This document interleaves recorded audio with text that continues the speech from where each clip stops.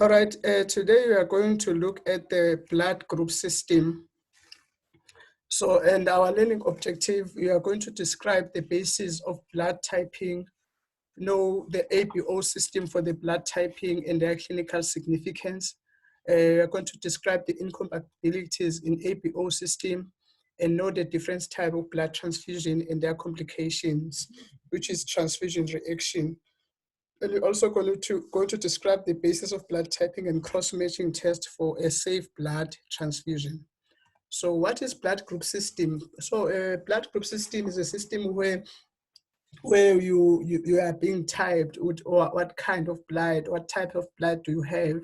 Also, it's the most important blood group system in the human transfusion. And it's also found on the platelets, epithelials, and cells and other erythrocytes. And AB antigen can be also cause an adverse immune response to organ transplantations. So the importance of knowing your blood type is during the organ transplantation, that if you have a blood group that does not match your donor, that can give a problem when you're receiving an organ from other person with a different blood type. So they associated with anti-A and anti-B antibodies and are usually IgM antibodies, so which are produced in the first year of life by sensitization to the environmental substances such as food, bacteria, and viruses. So in the blood group system here, we have antibodies which are anti-A and anti-B, and you also have antigens on the surface of your red blood cells.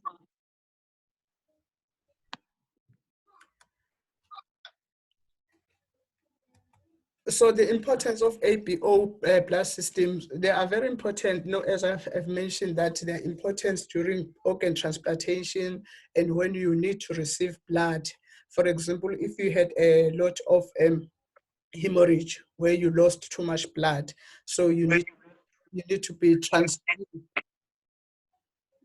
you need to receive the blood from a other person. So it is important to receive the blood to know what type of blood you have. So there are two principles. Almost all normal health individuals above 3 to 6 months of age have natural occurring antibodies to the ABO antigen that they lack. So these antibodies, they are natural occurring, so they are there when you are born, so that they can be able to respond to any bacteria infection, viral infection that you are exposed to. And the antibody, they are mostly IgM class. And remember, when you were talking about white blood cells, that you have different classes of antibodies, where you have IgA, IgG, IgD, and IgM. So IgM is one of the class of antibodies that is produced early in life, when we are just exposed to antigens. And that means there are antibodies capable of agglutinating serine, low protein suspended in the red cell without enhancing, and they may be activated by the complement cascade. So ABO typing, how do you do this typing? How do you know that a person is either blood type A or blood type B or blood type O or blood type A or AB? So ABO typing involves both antigens typing and antibody detection. So the antigen typing is referred to as the forward typing, and the antibody detection is the reverse typing. So that means in your cells you need to have antigen, and then also in the plasma you need to have antibodies that will determine what type of blood you have. And the forward typing determine the antigens on the patient's or donor's cells. Cells are tested with anti-sera reagent, anti-A and anti-B, and in the case of donor cell, anti-A or anti-AB antibodies. So these reactions are either made from hyperimmunized human sources or monoclonal antibodies. And one advantage of the monoclonal antibodies are the antibody strength. So what you do, like if you're in the lab doing this experiment, you're going to have a reagent with anti-A that will detect anti-A and anti-B antibodies. Then you make them react to each other to see what type of blood do you have. And then the reverse typing determine the antibody in the patient's donor or in the patient's or donor cells. So the serum tested with reagent A1 cells and B cells. So the reverse grouping is known as back typing serum confirmation. So they confirm the type of blood that you have. So how many person may be exposed to, how may a person be exposed to a foreign blood? So how do you receive the blood that is not yours? You can get the blood from blood transfusion, or you can get the blood during pregnancy. Someone who's pregnant, and then it can that person can give blood to the infant. So today we are going to focus on blood transfusion, and tomorrow we are going to look at pregnancies and the disorders that can be happening if you receive incompatible blood. So what is blood transfusion? Blood transfusion is the process of receiving blood product intravenously to replace lost component of the blood. So you get blood transfusion when you have lost blood. So for example, yesterday we talk about clotting factors that is found in plasma. So you're going to be transfused. If you have a problem of not having clotting factors, they are going to transfuse you. They are going to give you the blood or those clotting factors from other person. For example, also if you have less platelet, they can give you through blood transfusion. So normally there are things that they look at before they give a person that blood. It is recommended when a person's HB level is low or below 8 grams per deciliter that he or she get the blood so that he can be able to live long, because you need more of a hemoglobin in your body. So why should you receive the blood? Because you've lost it maybe during injury, or you don't have enough blood because your bone marrow is not making more of the different blood cells like red blood cell, white blood cell, and platelet. So then you will need to be transfused with the blood. So, but before the blood is being given to somebody, the blood is tested for infection. So they make sure that when they give you the blood, you are tested for HIV-1, HIV-2, hepatitis B, hepatitis C, and syphilis. So they make sure that they give a person uninfected blood. So we have two types of blood transfusion: is ABO blood transfusion, and also the RH group. But today we are going to concentrate on ABO blood transfusion, and then tomorrow we are going to look at the blood transfusion through RH. So where infants receive blood from a mother. So when you are transfusing a blood, what you must avoid.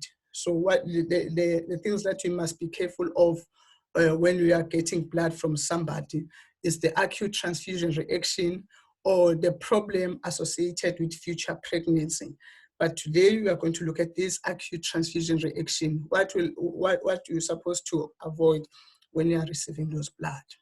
So this man, Australian Carl Lansstein, discovered human blood group. He is the one who determined or discovered that, in fact, human being and animals, they have different blood groups. So they need to be typed. So a person can receive a blood from someone else, but if they have the same blood group, they're in the same blood group. So what happened here? All acute transfusion reaction are tested in the lab before you receive the blood. So they make sure that they mixed the blood of a donor and a recipient to see that there is no reaction that is taking place. So they can be avoided by doing the cross matching the potential donor's blood with the recipient blood. So they take the blood of a donor, the blood of a recipient, and then they make the reaction in the lab and see that there is no reaction, and then that person can give the blood. So they mix the two lots of blood in the lab before they mix them in the patient. So blood typing and matching. Before you give blood to another person, it is important to determine the blood type of both donor and recipient. So those people, they need to have compatible blood. So they need to have the same blood type. So blood type A must give to blood type A, or blood type B must give to blood type B. So if these people they give like type A give to type B, so there will be some agglutination that will take place. And then if there is that agglutination, that means that person is not compatible to receive the blood from that person. So red blood cells are separated from the plasma, diluted with saline. Half is mixed with anti-A and another half is mixed with anti-B. Then they look it under microscope whether there is any agglutination that is taking place. Agglutination is when the cells are becoming clamped together. So when they are clamped together, it means that they can distract each other. Red blood cells can be distracted and give bilirubin and other hemoglobin molecules that can block your veins. So the blood type is like this. So if a person is blood type A, for example here, the erythrocyte cell, you'll have antigen A on the surface. And then in your plasma, you'll have anti-B antibodies. So that person is type A. So erythrocyte with type A surface antigen and plasma with anti-B antibodies. And that person is known as a blood type A person. And a person who's type B, in your red blood cell, you'll have antigen B on the surface. And in your plasma, you'll have anti-A antibodies. So that person would be erythrocyte with type B surface antigen and a plasma with anti-A antibodies, and that person is type B. The blood is type B. And then we also have another group where we have both antigen on the surface of a red blood cell. So you have antigen A, you also have antigen B. So in your plasma, you neither have type A, anti-A or no anti-B antibodies. So that person is known as a type AB, and an erythrocyte with both type A and type B surface antigen, but there's no antibodies in the plasma. And then the last group is they neither have antigen on the surface, but they both have A and B antibodies on the plasma. And that blood group is called type O, which is erythrocyte with neither type A or no type B surface antigen, but plasma with both anti-A and anti-B antibodies. So how do you determine this? You have the donor here, and then you also have the recipient, plasma, and the red blood cells. So what you'll do, you'll mix the donor's red blood cell and then the recipient plasma, and you mixed them together. You wait for a few minutes, wait for 30 minutes, and then if this person, they are compatible, it will be clear like this one. But if there is no compatibility between the two types of the blood of a donor and a recipient, you will see this clumping of red blood cell. This process is known as agglutination. So where cells, they are making clumps. So if there is agglutination in either mix, then the blood are incompatible. So if you want to receive a blood, and then when they mix your blood and with the recipient blood, and then you see this thing, this is agglutination, and that means you need to look for a new donor. You cannot use that blood. So what will happen if you use that blood? So if the blood transfusion is given to a person who has antibodies to the type of blood, then the transfused blood will be attacked and destroyed. And this is known as transfusion reaction. So here we have a surface antigens here, and then you mix with an opposing antibodies, and then you'll have agglutination, which is the clumping of red blood cell. And then it will result to hemolysis. Hemolysis is the breaking down of red blood cell. So blood type, when a blood transfusion was first attempted, immediately agglutination and hemolysis of red blood cell occur. That is transfusion reaction. It will result to death. So you need to change that blood. You cannot use it if there is a transfusion reaction that is taking place. And different people have different antigen and immune properties. So people are different. Sometimes you can have type A and type A, but you find that because of the genetic and immunoproperties that are different, you'll see a transfusion reaction taking place, and you cannot use that blood. And antibodies in the blood of type 1 person will react with red blood cells of another person type. Then that person also, that will be a transfusion reaction, which will result to hemolysis you cannot use. So, and again, as I mentioned before, there are two types of antigens that causes blood transfusion reaction. Is the APO system and the RH system. The APO system is the one that you see here, where the people, the person don't need to be exposed to the antibodies. They just react quickly, and then you can see that there is a reaction. Then you avoid using that blood. Whereas in the RH system, before you see the transfusion reaction, the person needs to be exposed first, and then the antibodies will see that they are incompatible. And then there are so many conditions that will result from there. So APO system, A and B antigen are found on the surface of the red blood cells. They cause most blood transfusion reaction, and they are inherited from biological parents, and people can have either one of them or both simultaneously or none. So the major APO blood type, during blood transfusion, the blood of a both donor and recipient are classified into 4 APO blood type.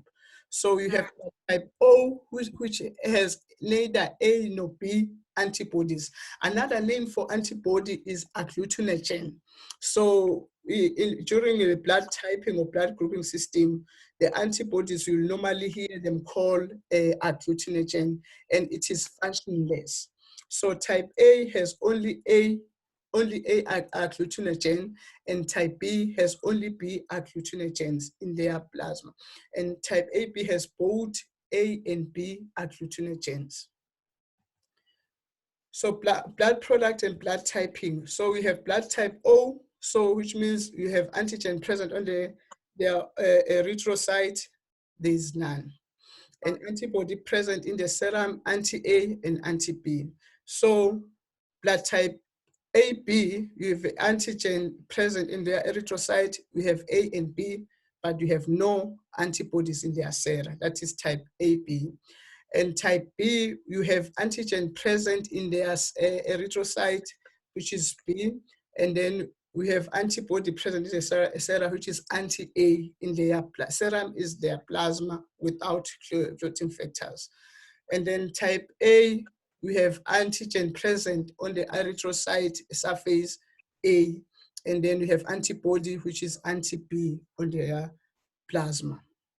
So there are prevalence of different blood types among the group of people. So we have 47% of people who are type O, 41% are type A, 9% is B, and then AB types is only 3% in their population. So agglutinins, these are gamma globulins. They are produced by the bone marrow and lymph gland cells. They develop in people who do not have respective agglutinogens. So we have type A, B has B agglutinins, B type has A agglutinins, O type has both A and B agglutinins, and AB has no agglutinogens. So what happened in a real life if a person is receiving the blood from a donor, when the blood is mismatched, let's say, for example, a physician or a doctor gave you by mistake the blood that you are not matching. So the antibody, the agglutinogen on the surface of the red blood cell are causing clumping. So the antigen, they will cause clump on the red blood cell. And that process is known as agglutination. And this cell block the blood capillaries cells are attacked by a white blood cell, and they are destroyed, and they release hemoglobin in the blood. And that process is known as hemolysis.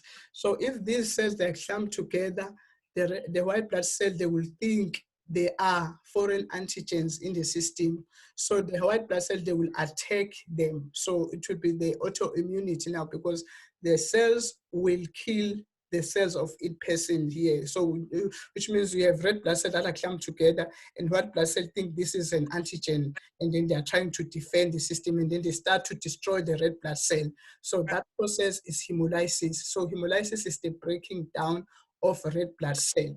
So if red blood cells are breaking down abnormally, there will be fewer of them to carry oxygen. So because now, first of all, if they are breaking down, they clump, first of all, they clump together, and then they block the small vessels, and then it's reduced the blood supply. Or else the white blood cell, they destroy it, and then the donor cell burst. And then if the donor cell burst here, you have the kidney damage.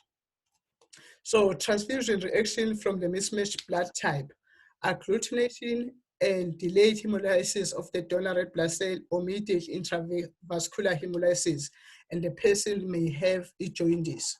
So and then that will result to renal failure or renal tubule blockage by hemoglobin. So what is jaundice? Jaundice is the yellow tint or the skin or eyes caused by the excess bilirubin. So bilirubin is the substance created when the red blood cells break down. So during a breaking down of red blood cells, so it will give hemoglobin, heme group, bilirubin, amino acid, and protein and iron. So the time you have too much bilirubin, your skin will change, your eyes will change, and then that will affect your body. So the red blood cell disrupt or disintegrate. Hemoglobin is degraded or broken into globins, the protein part, which is amino acid, iron, which is conserved for later use, and heme. And all these things now, they are all over and they are in excess. And then this can kill your kidney, and this can cause some damage in your brain. And the heme initially break apart into biliverdin, which is a green pigment, and reduced to bilirubin, which is an orange pigment. And then you find that now you have yellow eyes, your skin become yellow because the bilirubin will dye everything in your body, and then it can even affect your brain. And then the result of receiving wrong blood can cause death. So these are the other questions that you can ask yourself when you are doing your self-study. What are the basis of blood type classification into APO blood types? And what are the differences in the agglutinins, antibodies against the APO and RS system, agglutinogens and antigens? And what are the consequences of the incompatible blood transfusion reaction? And what laboratory tests done to ensure a safe blood transfusion? Thank you. Any questions?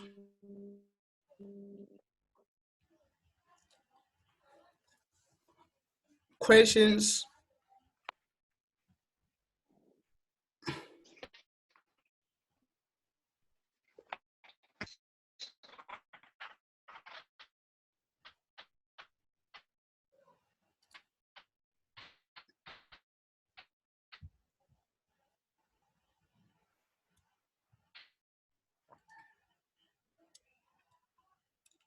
Question?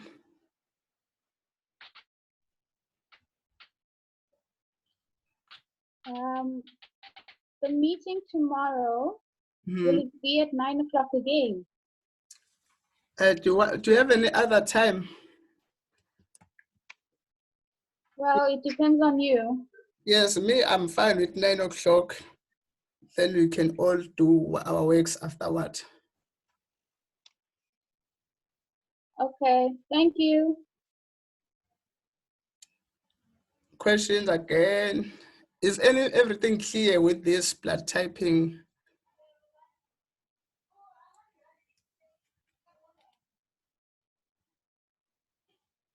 If there is no question, then can we meet tomorrow?